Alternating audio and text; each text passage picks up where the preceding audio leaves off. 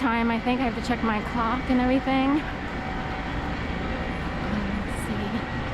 I'll have more videos to put up later. I try to keep it as round the clock as possible.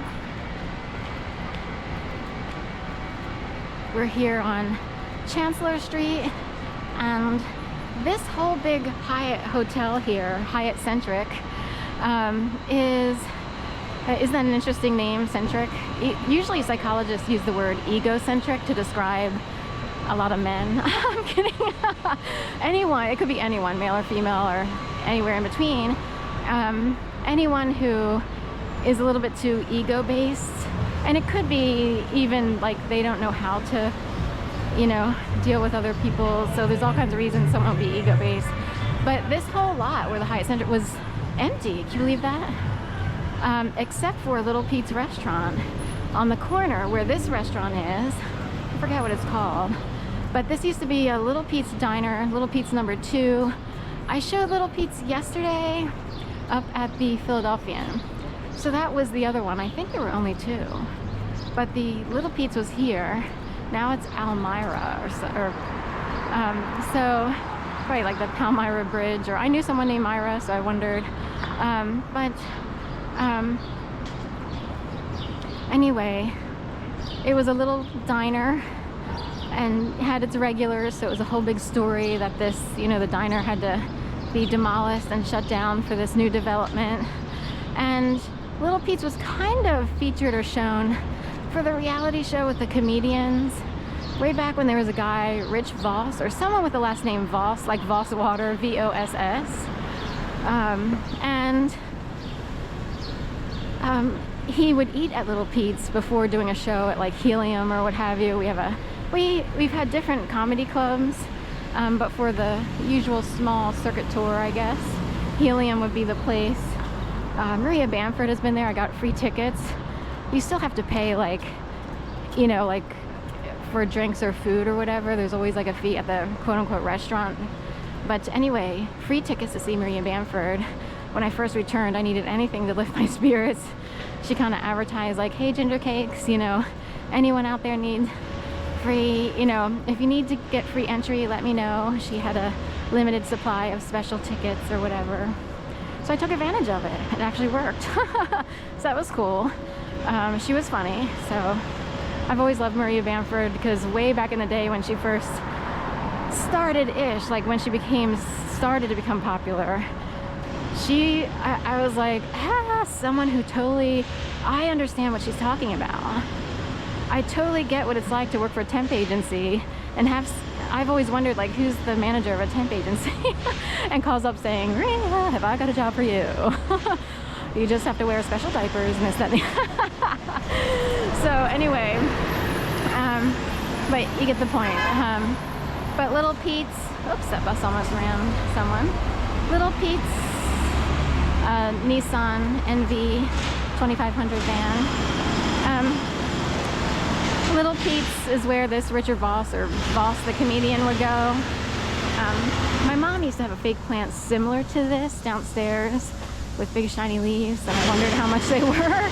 And anyway, I saw a video where it's like, oh my god, $200 for that fake plant. It should be like 50 at best, you know, 20 to 50. I don't get why fake plants are expensive. I guess if they look real, but anyway. Point being, this Voss guy, ate at that diner, and it would be a few short years later. I guess technically it would be like 10 years later that it would close. But anyway, digging up the sidewalk here, and for someone out in Intel-orama Drama Land, apparently that's good intel. That's the word on the street already. So this woman here with the crutches lives around this area, Nancy Benjamin, and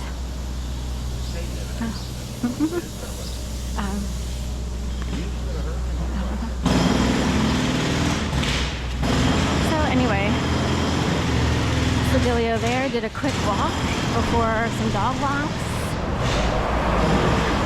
I actually want to move on in life and have, you know, we have different things for income, but I'd rather move on and have get back to normal and have a more professional life. And not that I love dogs and everything, but you get my drift. I was kind of stuck in dog walking back in 2011. Just in 2010, I wound up sort of deciding to do it full time because of all kinds of crazy stuff that was happening where I was working at the time.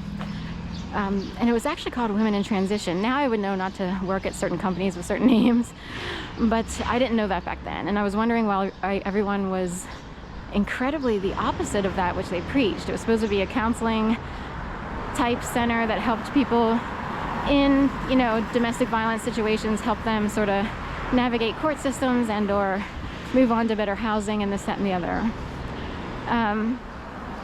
And I had been through a whole bunch of trainings for domestic violence, which kind of put me in the category of being qualified for that. This was a part-time position, so anyway, but we are talking, it's now the Canopy Hotel where that office was, but I have seen things where it's like, can people come in and actually cause a vortex of energy? We are so not kidding how weird it got.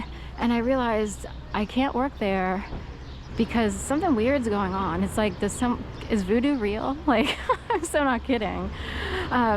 So it got too weird, and it's like, wherever I work, like weird things keep cropping up, and I'm actually normal. I'm not crazy, but I've witnessed things that are technically CIA worthy of, like, did they put me in the crazy department? Like the crazy making machine program? And every door that opens to me as a potential job opportunity becomes like some weird, oops, we have birds duking it out for Diet Coke. And I noticed it has an ornament on that one which looks like a Starbucks cup. It's one of those ball ornaments that has like stripes, but it looks like balloony stripey, kind of, so like circusy stripey. So anyway, with that, I wound up taking on a lot more dog walks and trying to create a business in the hopes of like trying to figure out where to go next.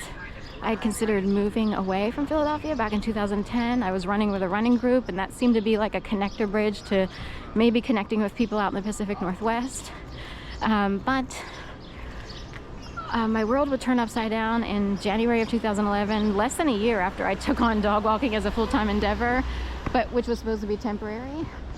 And then I've been stuck in dog walking, other than living in Florida for 2.5 years and hustling for 8 different forms of income there. Thank God for Shipt during the pandemic. I can't thank you enough, kind of. It was pretty rough. It's an easily abusive job.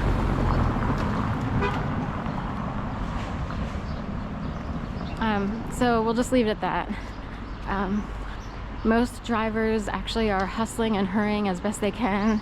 They want to make money, and to have high maintenance people who didn't fill out the information correctly. So when you order through Shipt, please be very specific and say if they don't have this, don't get it at all, or give like alternates, like you can do 2 or 3 alternates, the second favorite, third favorite. Otherwise, don't complain if the shopper thinks that they're supposed to just pick the alternate for you, because on those forms they'll say like, if they don't have Rocky Road ice cream, just pick another ice cream, you know, and I'll be fine with it. And then they complain about it. So you have to be specific. You can't complain if you left it hanging as like, oh, well, just pick whatever. Okay, so anyway, that's a quick lesson on Shipt, but thank God for Shipt, kind of. We'll talk about, that's another video of being let go and having